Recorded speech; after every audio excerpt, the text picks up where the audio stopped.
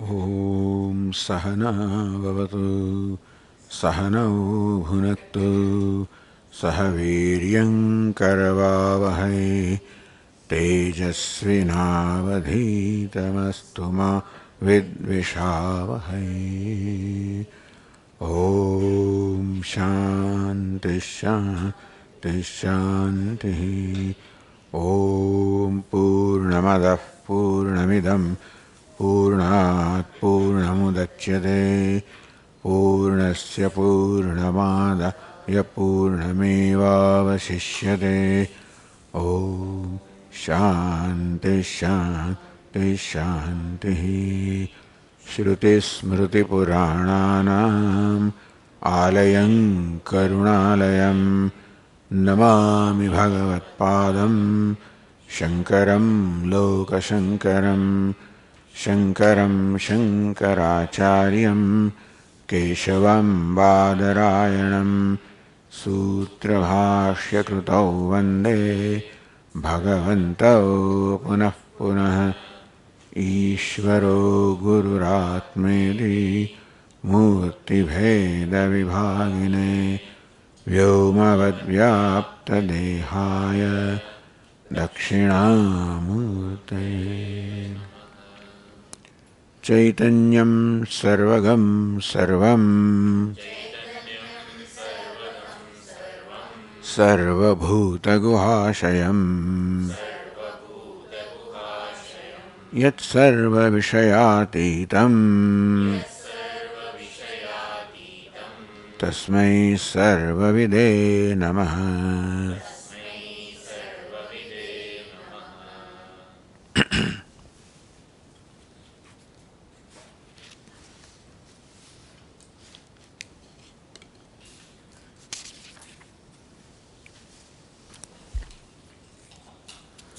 So verse 45 said, Avidya matra evatah samsarostva vivekatah kudasthena nityam atmavan atmanivasah. So this is the Vedantic principle, the way Vedanta presents. Atah avidya matra eva samsarah. Samsara, kartritva, bhoktritva, sukhitva, dukkhitva, which is what one experiences. Avidya matha, bhranti matha eva is nothing more than a bhranti. There is no reality whatever. So samsara is mithya in the sense of sukhitvam. Dukkhitvam, kartritva, bhoktritva has no reality. It's not there. This is called mithya. Is asat bhasavanam, which appears to be there, which is not really there. So Vedanta says that kartrutva, bhoktritva, lakshana samsara, or sukhitva, dukkhitva is not there whatever, and still it is felt to be there. That's called mithya. So mithya bhranti matra. Bhranti means seeing something which is not there, like a rope snake. Here is swapnavadastu, like the dream. So what's the reason why this bhranti arises? Avivekataha atmasvarupa avivekad. On account of not knowing the atmasvarupa, the essential nature of the self, and aviveka, taking the anatma dharma to be that of atma. Atmaniva atma dharma eva bhasate. Therefore, the samsara, that kartrutva, bhoktritva, atmaniva atma dharma, it is felt as though it is nothing but my own nature. So kartrutva, bhoktritva, sukhitva, dukkhitva, which is not there really. And still, it is taken to be there, as well as it is taken to be me, belonging to me, Atmani eva, Atma Dharma, as though it is my nature. How does it happen? what is not there at all. This kartrutva, bhoktrutva which is not there, and still it is felt to be my dharma that I am karta bhokta. Avastu bhutasya atmani aparokshadaya. That avastu bhuta, the kartrutva is non-existent. And still atmani aparokshaya saditi. It is felt as though it is immediate reality about me. The kartrutva, bhoktrutva is I, not something that is I am karta, I am bhokta. So atma is aparoksha, the kartrutva, bhoktrutva, aparokshata, pratibhase, kutasthena, atmana, nityam, atman, atmanivasah. The non-existent samsara gains the benefit of atma. Atma is satya, so samsara also is satya. Atma is myself, immediate reality. Samsara also is immediate reality. And so thus mutual identification happens. Upon atma, kartrutva, bhoktrutva is superimposed. Upon kartrutva, bhoktrutva, atmatvam is superimposed. And so karta, bhokta is experienced as my own intimate self.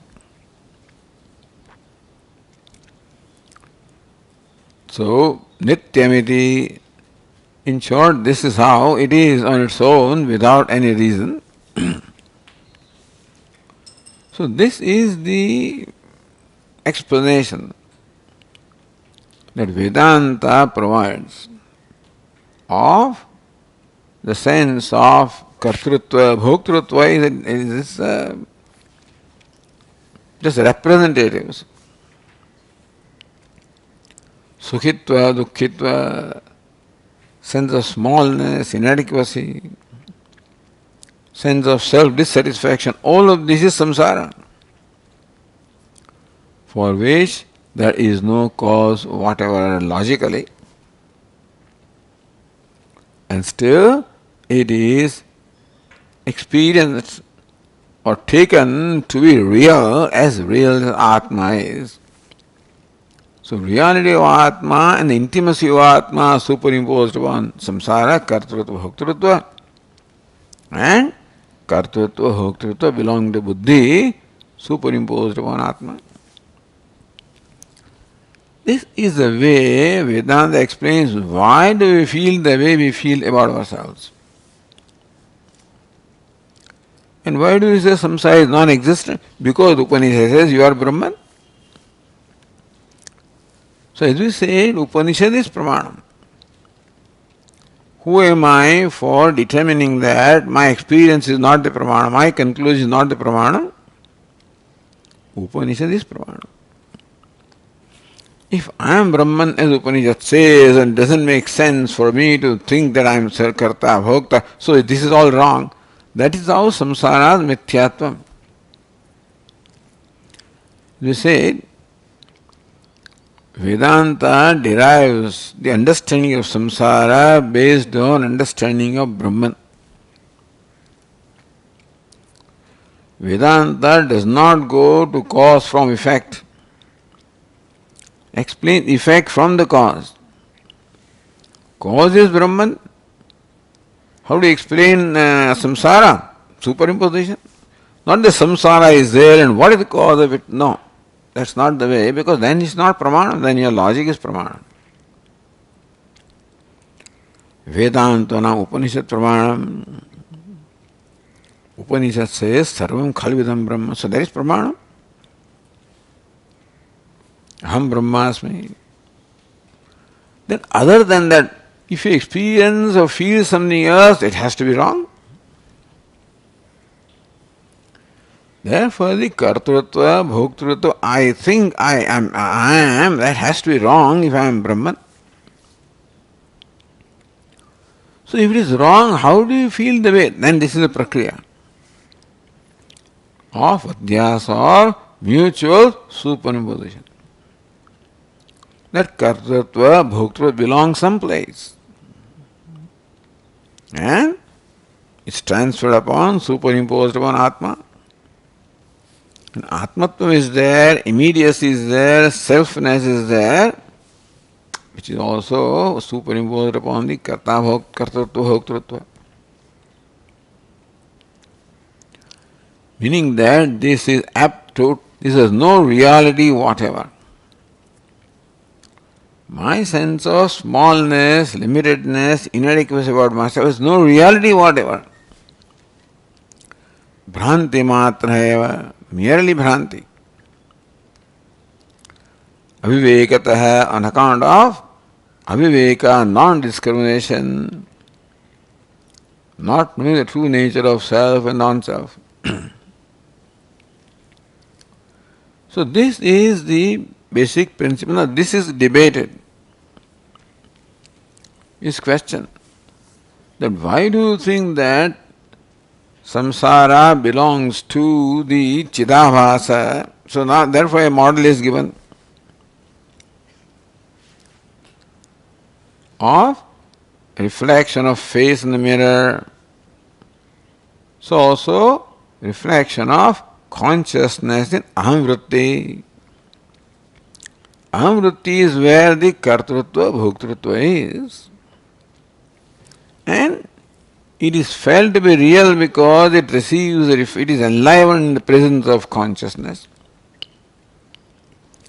So kartrutva, bhoktritva is felt to be the life.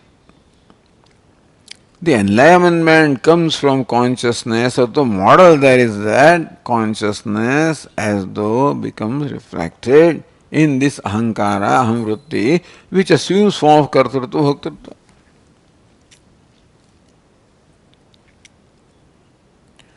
Rajju sarvo yasa rajva satmakaha. The rope snake, how does it get reality?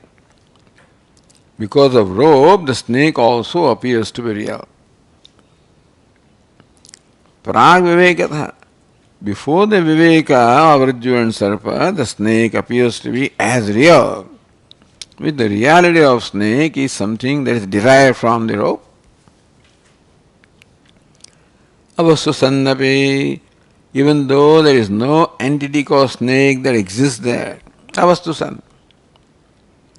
There is no reality whatever in snake, and still satmakaha, snake appears to be the real possessor of the selfness Atma because of Rajju. So Atmatma of the snake is something that is derived from Rajju. Kutasthena Atmana tatha, so this kartrutva, bhoktritva is like snake, rope snake. But derives its selfness, reality because of Atma.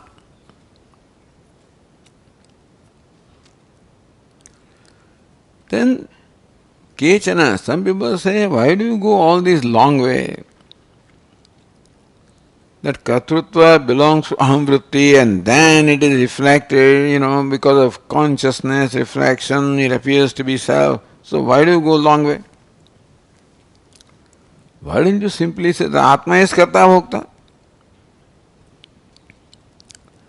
Atma abhas ashrayascha Atma pratyahi swahi vikaravan. Atma abhas ashraya. Atma is the ashraya of Atma bhasa, of the reflection of consciousness, is in Atma, not in ahamvritti. You say that Atma bhasa, chidabhasa is in ahamvritti, and then is thought to belong to Atma.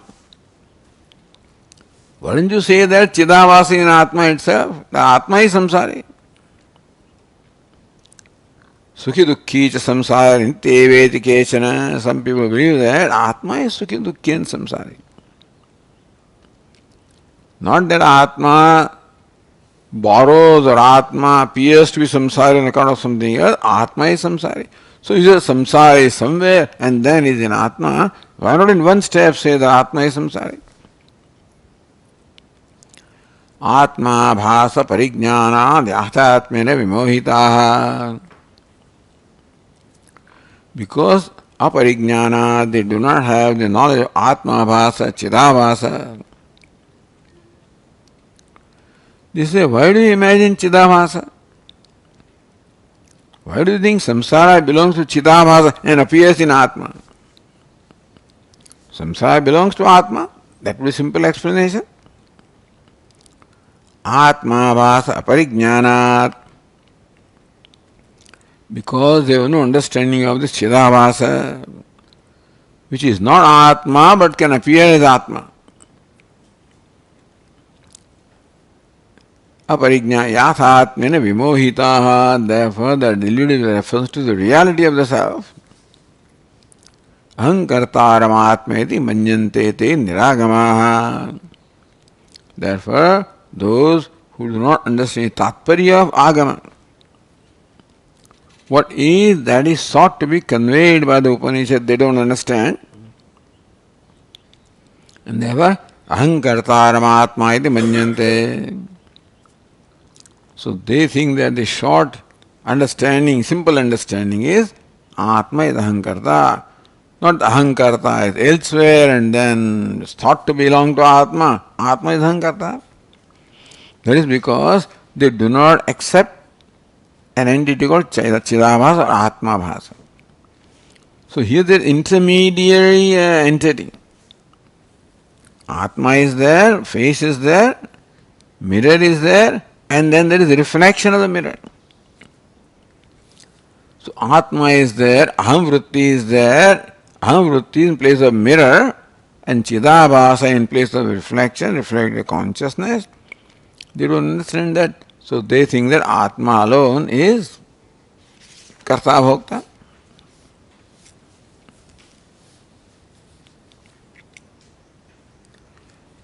So it was shown how Upanishad has both the kinds of statements, but Atma and Atma Bhasa also is in fact referred to by Upanishads. Atma, Atma Bhasa, and Atma Bhasa Ashraya. Three entities are there. Atma is there, consciousness is there, reflected consciousness is there, and that where the consciousness is reflected, aham vritti, that is, like the mirror. And it is not that this is purely our imagination.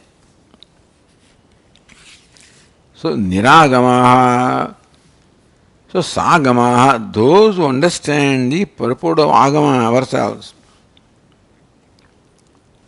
It is not that this is purely imagination that we talk about the Atma, Atma Bhasa, Atma Bhasa. Three things we talked about. Atma, Atma Bhasa, Chidabhasa, and Atma Bhasa Ashraya, Aham Vritti. If you study the Upanishads, you will find this. Nishkalam, Niskriyam, Shantim, Niravayavam, Niranjanam, Atma, Sakshi, Cheta, Kevalo, Nirgunascha. So Cheta, Chetayita, so that which enlivens everything, which is a very witness, unconnected witness. Krishna prajnana ghana eva, of nothing but the nature of pure consciousness. So this is how Atma is expounded in Upanishads. Then who is Atma Bhasa? Who is the Jivatma? Atrayam Purusha. Then Anishaya Shochati Mukhyamanaha. Mukhyamanaha Shochati. So one who is variously deluded, meaning they are shifting identification to various things. Now identify with aham vritti, buddhi, then mind, then sense organs, then body, etc., etc. Meaning that the notion of I keeps on shifting. It is not that I constantly think that I am a karta or bhokta. Sometimes I am tall, I am short, I am fair, I am lean. I'm father, mother, happy, unhappy. Thus, the identification keeps on shifting in different levels of my personality or upadhi. So, variously deluded.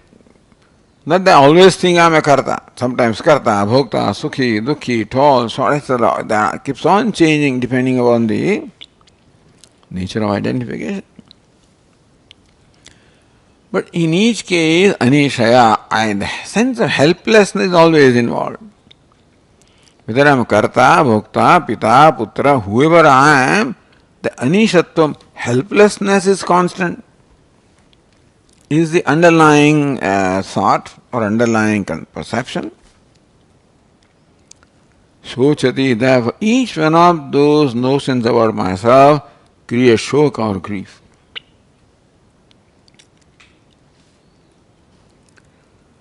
Thus, the Jivatma or Samsari also is very clearly delineated in Upanishads.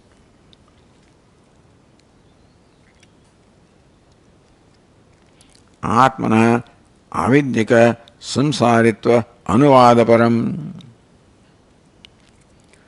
That samsara is also described in Upanishad. How is it described? Avidyaka samsaritva avidyaya antare vartamana. Samsaritvam, anishatvam, helplessness is avidyaka muhyamana. Because moha, because of superimposition that he feels anisha. Yada pashyate rukmaranam kartaramisham purusham brahmayonim. But when he sees, when viveka is there, then recognizes what the true nature is. Meaning that when we talk of a Jivatma, is not a figment of our imagination. This Jivatma is very well delineated, described in the Upanishads. Atma also is expounded. Jivatma also is clearly expressed or explained or described, I should say. There is an entity called Jivatma. Atma is not Jivatma. So who is Jivatma then? Jivatma is the Atma identified with ignorance and productive ignorance, which is Chidavasa, and the Atma feels a sense of Jivatvam on account of identifying with avidya and avidya karyam, which is ahamvritti, etc. But those who take Atma to be samsari, moksho bhi esham durlabhaiti. If samsara is real, there cannot be moksha at all. So 49th verse says, samsaro vastu samstesham kartrubhoktrutva lakshanah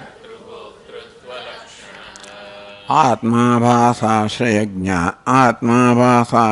jnanat samsarantya vivekatah. Tesham kartrutva bhoktrutva lakshana samsara vastu san.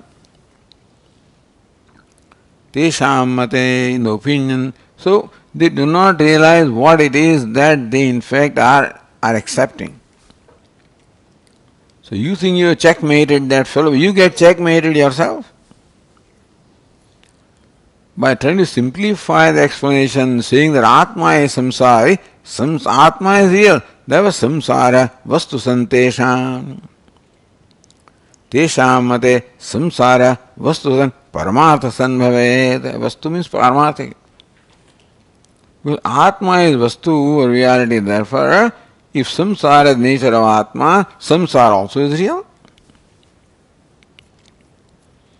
And what is real cannot be eliminated, cannot be destroyed. Na sato vidyate bhava, na bhavo vidyate sadaha. Asataha bhavaha na vidyate. Asat never exists, even though it may appear to be.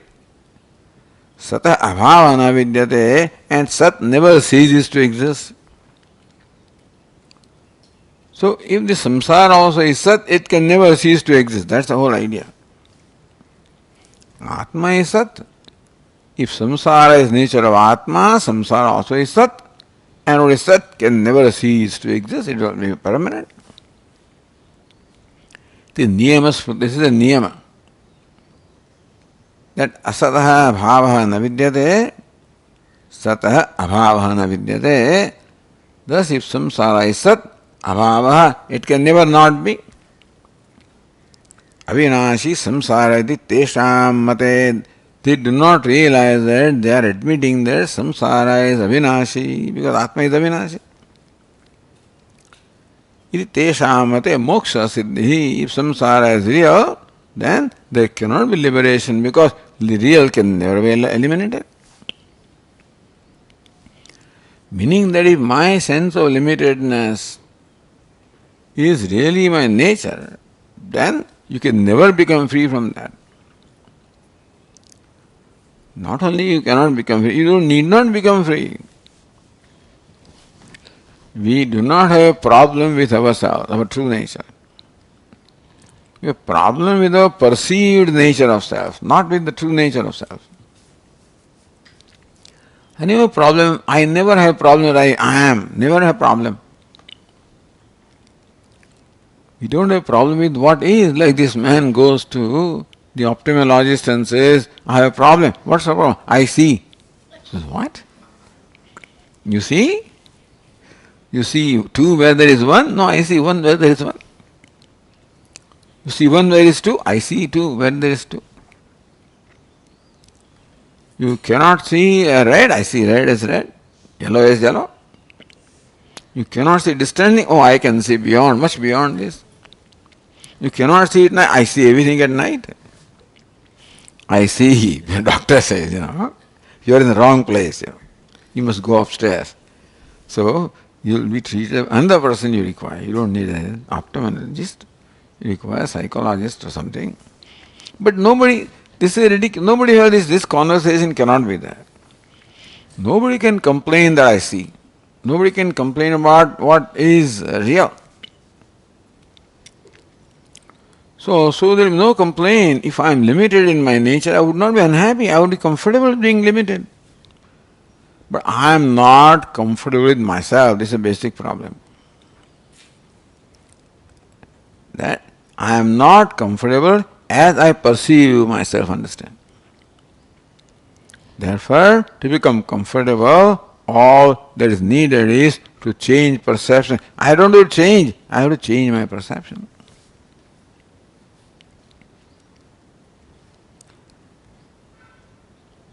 Iti moksha aprapti bhayat. Then he says, no, moksha we would accept. Otherwise, no point in scripture at all. If moksha aprapti bhayat, samsarasa avastutvam tevanyeran. So when you make this argument and it's checkmated, that based on what you say, hey, you will never become liberated, it's okay, no, moksha is there, has to be there. Then samsara cannot be there. Meaning samsara cannot be real for moksha to be there. Samsarasa avastutvam tevanyeran, in that if they also accept the avastutvam, unreality of samsara, and apparent nature of samsara, that is a brahma, not a reality. Tari asmadukta prakaya sa iti anujaha, then he, accepts our own opinion. The asmadukta prakar. Then you would accept the method that we have stated to explain samsara. There is no problem with samsara, problem with the way we explain samsara, because it's too long drawn, the way you explain. You try. Oh, Atma is samsara, then these are the consequences. No, then it cannot be. So we accept also moksha, so we accept samsara also. Then you are accepting our opinion. Atma bhasa shaya jnanat. Atma, avasa, ashaya. Three things are there. Atma, consciousness. Avasa, ashaya, aham vritti. Avasa, reflection of aham vritti, chidavasa. So, ajnanat, not knowing these three entities. Tattva, ajnana, avivekata. So, Veda Graha, that these three things are there. Vedanta say there are three entities, Atma is there, Aham Vritti is there, and Chidabhasa is there. You understand each of them for what they are. Veda Graha, when you don't recognize the Veda or the distinction that obtains between them, and therefore you take them to be one, samsaranti, those who think that I am a samsari, you will continue to remain samsari. Samsaranti avivekataha. Because of avivekaha, avivek means not being able to distinguish between Atma, Atma, Bhasa and Adhara. They take them to one, then they take some sort of real and therefore subject themselves to some, because then they are trying to solve real samsara. Like a desire arises in our mind, we take that desire to real and try to solve it by fulfilling that desire. It will never go. An illegitimate problem cannot be solved. Samsara is an illegitimate problem about Atma. So try to solve it in a real way, it cannot be. Recognize what's the nature of the problem. Parapakshe mokshanam doshmuktva swapakshe tu abhasa abhyupagame la visheshamaha. So this is how Vedanta is justifying the introduction of this concept called Chidabhasa. That there is Chit and there is Chidabhasa. And Abhasa calls for the Ashraya or the locus of reflection, that is the Aham Vritti, which is product of Ajnana. So that way Vedanta has justified the acceptance of this Chidabhasa. Purvapakshi tried to avoid accepting Chidabhasa, an intermediate entity, and proposed that why not Atma is samsari, that would be a simple explanation. Then these are the problems. Therefore, you will accept this entity called Chidabhasa. Labha Vishesham. So not only that helps us explain or understand what the nature of samsara is, that is Brahma, but further Labha is also there. So that's what next verse is. Chaitanya bhasata buddhe Atmanastat swarupata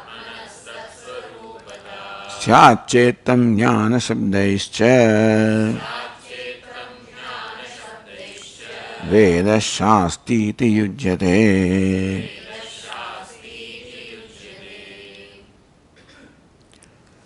Chaitanya avasata buddhehe. Once buddhehe chaitanya avasata. Buddhi is that Abhasa which reflects consciousness, so which is ashraya of Chaitanya Vasa, Chidabhasa. Atmana tat swarupata, and Atma is Chaitanya Swarupa. Atma is the nature of consciousness, and Buddhi is that which reflects that consciousness.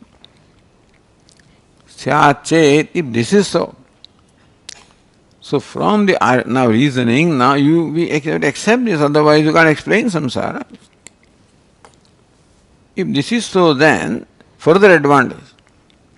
What's the further advantage? Jnana sabdescha Veda shasti iti yujyate. Veda shasti. Then Veda teaches Jnana sabdescha satyam jnana anantam brahma. So Jnana sabdescha, the words such as Jnanam, Satyam, Jnanam, Anantam, mainly Jnanam here. Jnanam, Vijnanam, etc. Vijnanam, Anandam, Brahma.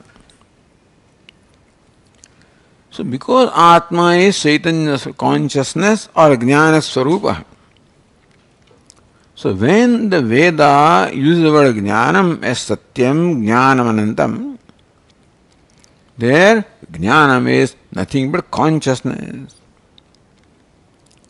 So Atma Swarupata, if consciousness is the nature of Atma, then Yujyate is quite appropriate that Upanishad says Atma is Jnanam, Jnana Swarupa, consciousness. Had Atma not been Jnana Swarupa, then Upanishads teaching that Atma is Satyam Jnanam would not make sense.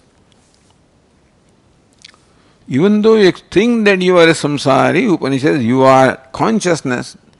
That will make sense only if the samsara was the Brahma. And Chidabhasa is strictly Atma. Jnana Shabdesya Veda Shastri Yujyate. Then only it is proper or appropriate that Veda, meaning Upanishad, communicates to us by the words such as Jnanam, describe Atma as having Jnanam or consciousness. So Tika says Buddhe Antahkaranasya Chaitanya Abhasata. Call it Buddhi, call it Antahkaranam, Chaitanya Abhasata. So Antahkaranam is such a substance. It is a transparent, pure, clean substance, like water. It is nature of a transparent medium to reflect any object which is shining object. Just as water reflects the shining objects of the sun, so also Antahkarana is like that transparent substance of which the nature is to reflect the consciousness. So this is Sahajatadatmya. Therefore Chaitanya Abhasata Buddhe. So Buddhi being Svacha Dravyam, it is its nature to reflect consciousness. And Atmana, therefore the Chaitanata is not the nature of Buddhi. The Chaitanya which appears in Buddhi is Abhasa. And Chaitanya is Swarupa of Atma. Atmana Chaitanya Swarupata cha Chet Syat. If, as we say, now if this is what we accept, because other explanation doesn't work, then further advantage of this model is what? Tada Vedaha Tamatmanam Jnana Shabdaihi. If Atma is the nature of consciousness, then only is appropriate that Veda teaches that Atma is consciousness. Veda says Jnana Shabdehi. Words such as Jnanam, Satya, Jnana, Satya, Ananta, Ananda, Atma Devi Shabdehi. Sometimes Upanishad says Atma is Jnana Swarupaha, sometimes Anantaha, sometimes Anandaha, sometimes Atma. Atma itek evagrasid. Atma itek evagra. So Atma Shabda also is used. Satyam Jnanam, Jnanam Shabda is also used. Ananda Shabda is also used. Vijnanam Anandam, Ananda Shabda also is used. All the way Shruti will communicate about Atma or expound Atma with these words. Only if that is the Swarupa of Atma. If Satyam, Jnanam, Anantam, Anandam, all of this is the Swarupa or the essential nature of Atma, then only it will be proper that the Upanishad teaches Atma by these words. Shastri Pratipa Yujyate Ghatate, then alone. So it is all the limitations of Chidavasa and Atma remains limitless, even though appearing to be limited. Then only the Upanishad says Anantam Brahma, limitless, that would be appropriate, proper. So this is an additional advantage of this model where we say that samsara belongs to Chidavasa and Atma is ever free, ever liberated, ever limitless. Ayam bhava. So this is the how it is explained. Prakasha svabhavastu yatra pratibimbate tatra prakasha avasoda hetuhu tadbhavati. Yatha jale pratibimbita savita. So imagine that in dark room there is a bucket full of water, and there is an aperture, a hole in that wall of the room from which a ray of sun enters the room. and falls on the surface of water, so gets reflected. Then prakasha abhasa udaya. In water, the udaya, the arising of the lightness, meaning that the water also become as though enlightened. Water, which is a transparent medium, and light is not the nature of water. But then that reflection of sun becomes hetu, the cause of making water enlightened, so lightened. So this is the nature. This is called the sahaja tadatmya, a natural phenomenon that wherever there is a transparent reflecting medium, a lighter object will get reflected and make that medium of reflection also lighted up. Just as the sun lights up the water where it gets reflected, even though to be lighted is not the nature of water. But the reflection of sun becomes instrumental in doing that. So, tatra prakasha abhasodaya hetu. That pratibimba becomes a hetu, the reason for the prakasha abhasa, for apparent light in the medium of reflection. Tatha buddha. So the idea is that the model of reflection is because of this. Not that we are saying there is a real reflection. But what would a reflection do? A reflection becomes instrumental in the appearance of lightedness and the reflecting medium such as water. And here also buddhi becomes lighted with consciousness and love, and therefore we say that it is similar to a reflection. You follow? Prakasha svabhavam vastu yatra pratibhimbate. Where prakasha svabhavam vastu, a vastu of nature of prakasha or light, where it gets reflected, tatra prakasha abhasodaya hetu tadbhavati. Then that vastu, like sun, becomes the hetu, cause for prakasha udaya, of the appearance of light in that reflecting medium as water. So that is why the reflection model. What happens is, as though there was reflection, if reflection is there, this is what would happen. So that's happening. That is why reflection. So don't imagine this reflection and stuff like that. Phenomenon is similar. Effect is similar. Therefore, had there been reflection, this is what would have happened. And that's what is happening. Tatha buddho pratibimbitam chaitanyam tatra chit prakashodaya hetur bhavati. Similarly also, the chaitanyam, the consciousness, buddho pratibimbitam, so buddhi here is like the water medium, consciousness place of sun, and just sun becomes the hetu or the cause for lighting of water, so consciousness becomes hetu for enlivening the buddhi. So buddhi also becomes lighted up, becomes conscious because of the consciousness reflected in the buddhi. Chit prakashodaya hetu bhavati. Consciousness becomes the cause for appearance of consciousness in buddhi. That is how the sabhasa buddhi. Abhasena sahita buddhi, meaning that buddhi now becomes as though possessed of the abhasa, the reflection. The effect is similar. Had buddhi become possessed of the reflection, how would have buddhi been? Then buddhi would have been also enlivened. So that is what is happening. Tatah sabhasayam buddhau gruhita sambandhai. So now the buddhi has sambandha with consciousness. The thing is that consciousness is transcendental. Buddhi is vyavaharika. How can the transcendental principle be taught by vyavaharika shabda? Any word can only describe a vyavaharika phenomenon.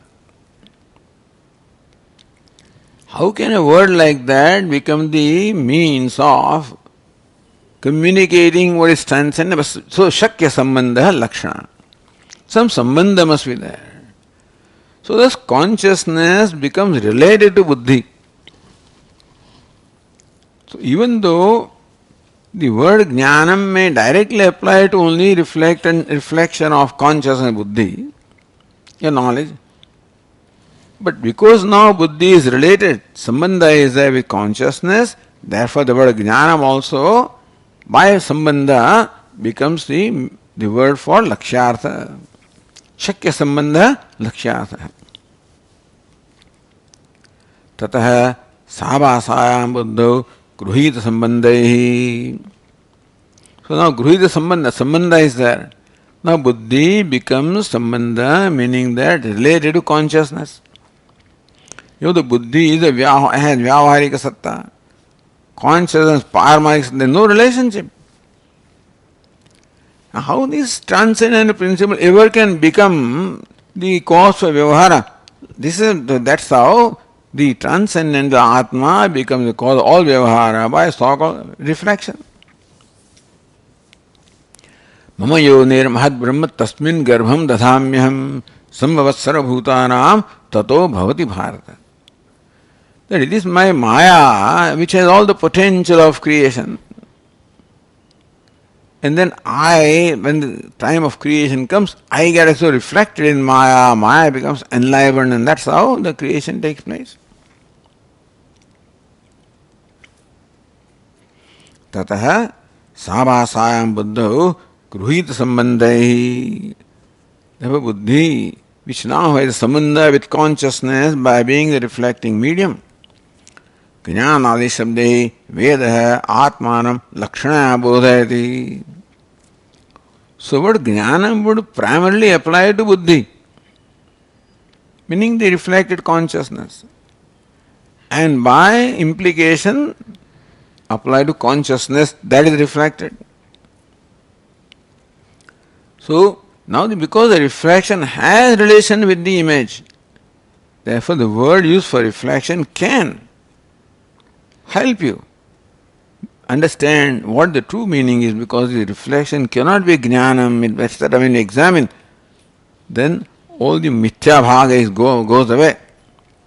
And therefore, you come to that is why the bhagatyaga lakshana is there, that what is the limitedness in sun and etc., etc., when it is given up, what remains is light.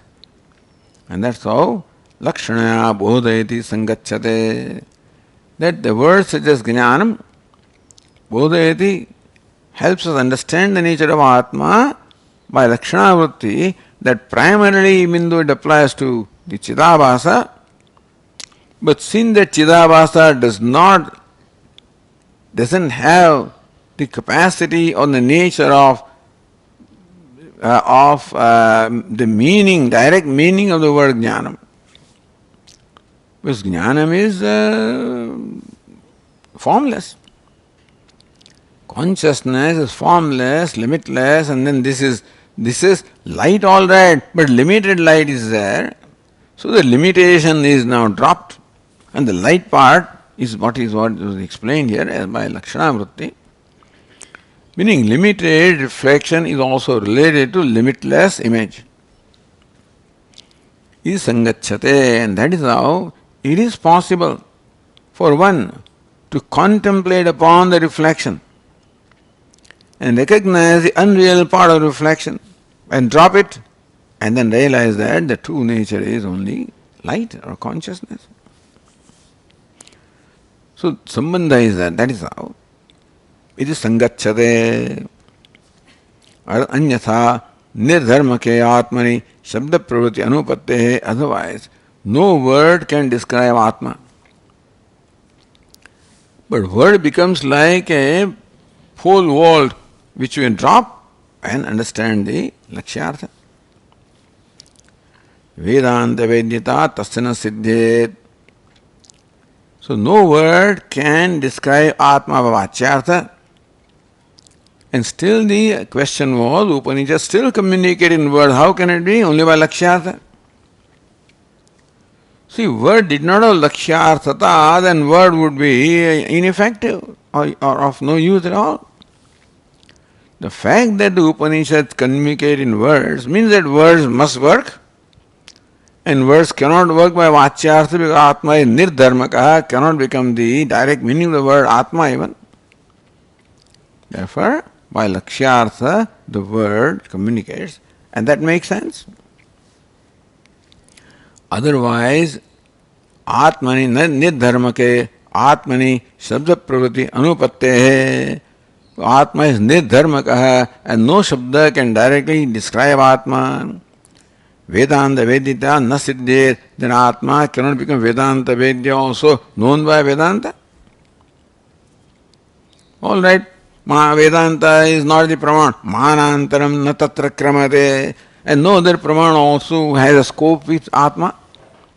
Not Pratyaksha, Anumana and other Pramanas based on Pratyaksha have no scope because Atma is a very illuminator. And so, the eyes cannot illumine what illumines eyes. And therefore, Manantaram, there is no other Pramana. So perception is not a Pramanam, and all inference and everything based on perception cannot have scope with reference to Atma. It's all earlier explained. Gochara, that Shabda Pratyaya Gocharo Atmana Bhavati. So Manantaram cha tatra na kramate. So Shabda is only Pramanam, and Shabda not by Vachyartha, by Lakshyartha. Then this is the way Lakshya. So this, when we explain the samsara in this manner, with this, the whole model of Chidabhasa, then makes sense. How the words of Upanishads can help us and lead to the knowledge of Atma. Why? By the Lakshyartha. Otherwise, if word cannot lead you to knowledge of Atma, there is no other means of knowing Atma, in which case Atma asiddheva Atma syat, there will be no even proof that Atma is. Iti abhasa abhyavagama. That is how the teacher justifies abhasa abhyavagama. Acceptance of the Chidabhasa has this further advantage that the Upanishad words can lead us to knowledge by Lakshyartha. Shruti Smriti Nyaya Vidbhi Kartavya. Therefore, those who are wise with reference to Shruti Smriti Nyaya also, they have to accept this Chidabhasa. Then only the whole methodology can be explained, can be justified. यद्यपि एवं आभास अभ्युपगमे वेद प्रवृत्ति आत्म उपपद्यते एवं आभास thus by accepting आभास in this manner आत्मनि वेद प्रवृत्ति उपपद्यते, that yes, the Veda pravrutti, the Vedas communicate or teach that upapadyate is quite tenable with reference to Atma. That Vedas communicate through words, and words can lead to knowledge of Atma by Lakshyartha, provided we accept this Chidabhasa, which is Vachyartha. And Vachyartha should lead to Lakshyartha, which is related. Alright, so he is conceding ground little by little. Tathapi, even then, Asmin jnanitya shabda na pravartayanti. And still, Asmin janati ityadi shabda na pravartayan. So Atma, in this Atma janati, that he knows, that cannot apply to Atma. So who is the entity that says janati, that I know? Or Devadatta knows. What is that entity? Atma cannot be that. And Chidabhasa also cannot be that. Iti vyavahar asiddhi prasajjeda iti. So even though the words of the Vedas can communicate through the Lakshyartha, but all vyavahar is all Vachyartha. So janati, when we say karoti, janati, Devadatta does, Devadatta knows, Devadatta goes, gacchati. So if Atma is thus transcendental, then Chidabhasa is inert by itself, because Aham Vritti, then how do you justify this Vyavahara that Janati, Karoti, he knows, he does? So Asiddhi, you can't explain how the Vyavahara takes place. Either that is a Shanka, or Nanu, Jnana Shabda, Vyutpadyamana, Atmani, Mukhyam Vrittim, Labhateva. Or Satyam, Jnanam, Anantam Brahma. Jnana Shabda, Vyutpadyamana. When you see the Vyutpatti or the etymological meaning of the word Jnanam, to know, Jnana means to know, Atmani Mukhyam Vrittim Labhateva, then the word Jnana can apply to Atma in a primary sense. Because Jnana can mean knowledge or the Jnaptihi or the consciousness. In that case, word Jnanam can apply to Atma in the primary sense. So why do you need this Abhasa? You say that the word Jnana applies primarily to Chidabhasa and by Lakshyartha to Atma. But when you see the word Jnanam, and Jnana means to know, so therefore it says Atmani Mukhyam Vrittim Labhateva. If you analyze the nature of the word Jnanam, then looks like that Jnanam describes Atma. You don't need this intermediate thing. Atah katham sabhasa buddhivachaka san. So Vedanta says that the word Jnanam primarily applies to sabhasa buddhi, and Lakshyat applies to Atma. So then two ways objection was raised. If Atma is not really the meaning of the word Jnanam, then Janati, then how do you use this word that he knows, etc.? Or why not say Jnana applies to Atma by Vachyartha, not Lakshyartha?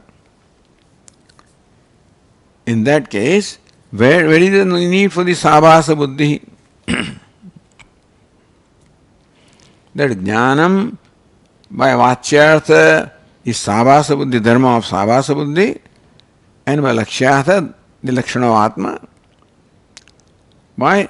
Jnanam can mean Lakshana of Atma directly, either that way, or if it belongs to Sabhasa Buddhi, then how do you justify the use of the Janati, Karoti, etc.?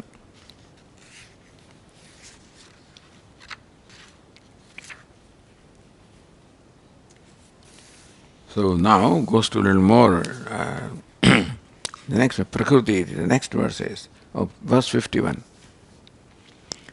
Prakriti pratyayartho yo bhinna vekashrayau yatha karoti gacchati ityadau drushto loka prasiddhitah.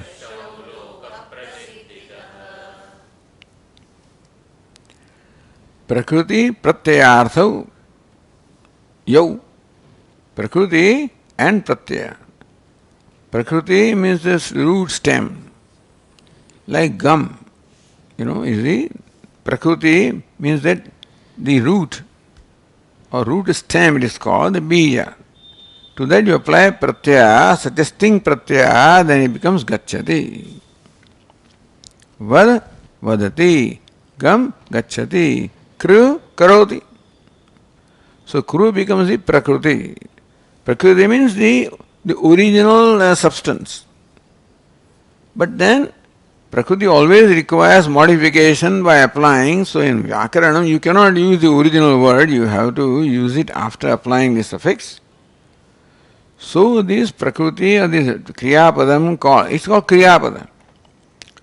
Pada means a word. So kriyapada means a word that signifies kriya or action.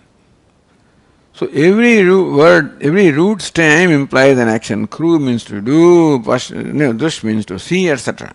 It's all kriyapada.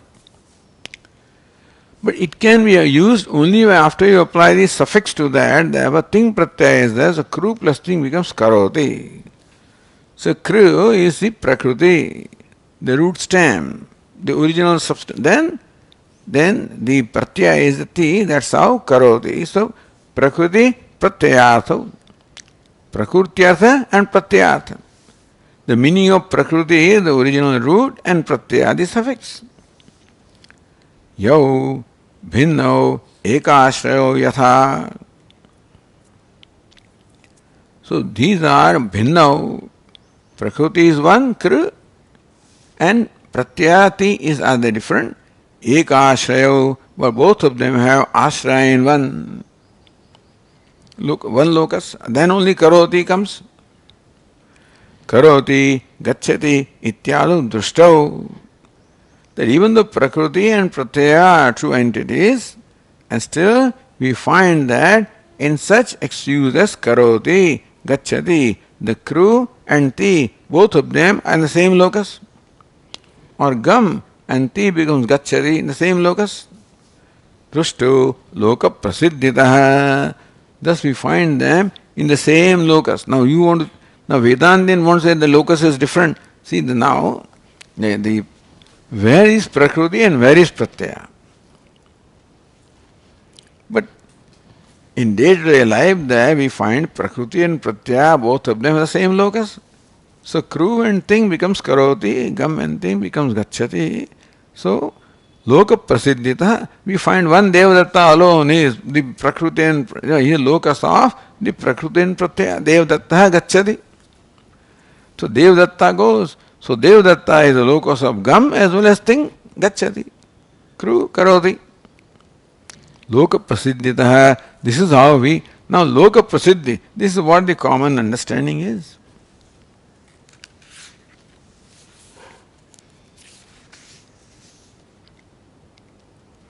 Next verse is, Nanayor Vyashrayatvam cha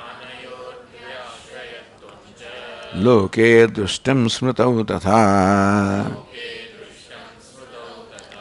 Janatyartheshu ko hetuhu Dvyashrayatve nigadyatam. Here you are talking about two ashraya. One is Chidabhasa is one ashraya and Atma is another ashraya. But here in the Vyavahara we find only one ashraya. So Dvyashraya, Dvi-ashrayatvam means these two ashrayas. Nanayoho Dvi-ashrayatvam loke dushtam. We do not find that the Prakriti meaning Gam and the Pratyaya meaning Ti, they are in same Devadatta. We don't find them to be in different locuses. And here you are saying that the Vachyartha applies to Chidabhasa, Lakshyartha applies to Atma. So two ashrayas is what you are suggesting here, and we don't find that in experience. In experience only one ashraya is there. Smrita Vyakarana also. So not only our Vyavahara is based on that, Vyakarana also accepts it. That Devadatta is ashraya about Kru and Ting. Janati artheshu ko hetu. Janati is another one. Jnanti. Ko hetu dvashrayatve nigadyatam. Hey Vedantin, please tell us what is the reason why you are accepting two ashrayas. That janati, that Gnya has one ashraya, Ting has another ashraya. Gam has one ashraya, Ti is another ashraya. Atma is one ashraya, Chidabhasa another ashraya. Two accepting two ashrayas, whereas the experience is there, they have locus in the same ashraya, same locus. Hetuhu nigadyatam. You please explain. So then quote they say, so my learned friend, may explain this please. He knows that he's stupid. Or he thinks he's stupid anyway. So may my learned friend please explain how this comes about, So the Tika says, Prakrutyartha kriya. Prakrutiyartha kriya means Gam or Gnya, etc. Pratyartha kartrutvam to janati. So Gnya is a Kriya, and when you apply the pratyaya, ting pratyaya, then Janati. He is the locus of the act of knowing, you see. Gacchati goes. Devadatta goes means what? Devadatta is the locus of the act of going. Devadatta knows, meaning Devadatta is the locus of the act of knowing. So Prakrutyartha Kriya, Pratyartha Kartrutvam. Kriya, knowing, so to know, to go, etc. is the meaning of Prakriti, the root stem, and when you apply that ting pratyaya, then it becomes karta.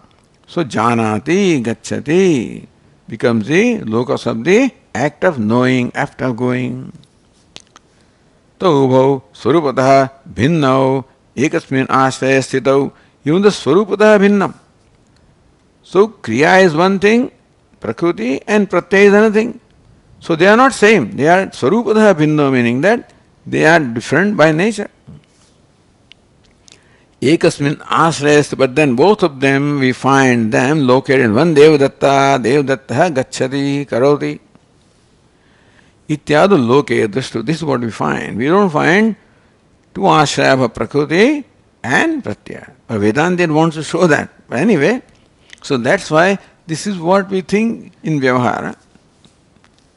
Yatha tatha loka prasideva janati karo ityadavi ekat. So, atmanikashrayatvam yuktam. Therefore it is proper. That janati, so atma knows. Gacchati atma goes. That is, knowing is in one place and going in another place. I mean, no, kriya is in one place and the pratyaya is in another place. Kartrutva is in Chidabhasa. And kriya is in atma. Something like this, what Vedanta is saying. But we don't find these two different ashrayas, we find one ashraya alone. And therefore, ek ashrayatvam yuktam. Therefore, in absolute sense also, there must be only one ashraya for both. Iti artha. Yada ekashva anayo drushtam.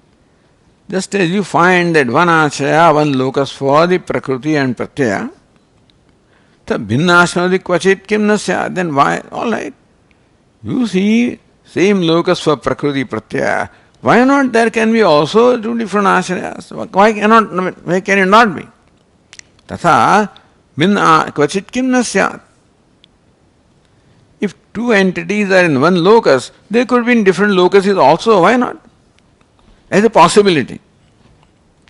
Even though you find these two, Prakriti, Pratyaya, located in one locus, but then since there are two, it is always likely that they may have different locuses. Why not? So the Purvapakshi says, Nanayoho dvashrayatvam cha loke drushtam smutau tatha. Anayoho dvi ashrayatvam loke na drushtam. Anayoho prakriti pratyayoho dvi ashrayatvam means dvi ashrayatvam means the state of having two ashrayas, that they have different locuses.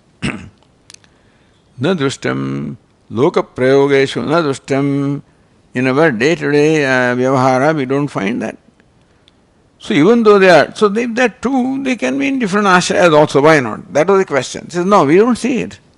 Even though there are two different things, prakriti and pratyaya, we always see them in one ashraya. Loka prayoga drushtam tatha smrutau. Not only in the vyavahara we find, vyakaranadu, then in vyakarana also, vyakarana says that both of them are same ashraya. अतः जानात्यर्थेषु द्वाश्रयत्व अभियुगमे को हेतुः. Therefore, janati. You say Gnya is in one place, T is another place. Vedanta will say that T belongs to Chidabhasa and Gnya belongs to Atma. Although to you they look say in one locus, but there are two locuses. So all modifications are Chidabhasa. And all the abstract meaning is in Atma. So to know is abstract. And then knower becomes the locus of act of knowing. So therefore, two ashrayas, Vedantin says, is but we never see two ashrayas. So the question is, how do you arrive at these two locuses for Prakriti and Pratyaya? Iti ko hetuhu sannigadyatam.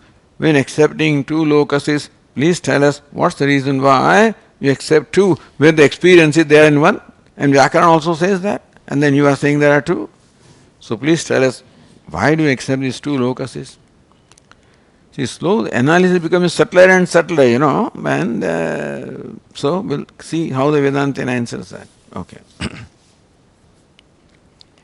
Om Purnamadah Purnamidam Purnat Purnamudachyate Purnasya Purnamadaya Purnameva Vashishyate. Om Shanti Shanti Shanti.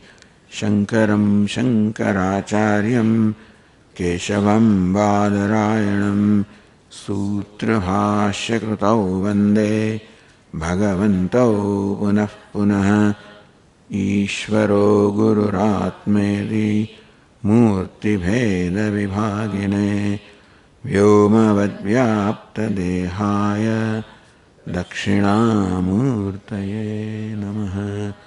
Om Shanti Shanti Shanti. Hari Om. Shri Gurubhyo Namaha. Hari Om.